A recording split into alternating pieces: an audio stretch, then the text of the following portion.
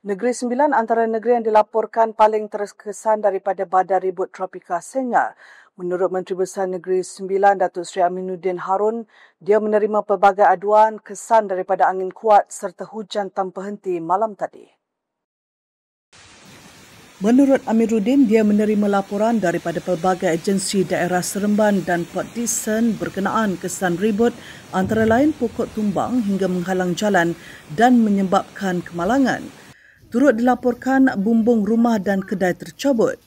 Beliau telah mengarahkan semua agensi di setiap daerah untuk menguruskan semua kerosakan yang berlaku termasuk mengalihkan pokok-pokok yang tumbang dan menghalang laluan jalan. Selain itu, kerajaan negeri turut mengaktifkan pusat kawalan untuk memantau semua lokasi titik panas banjir.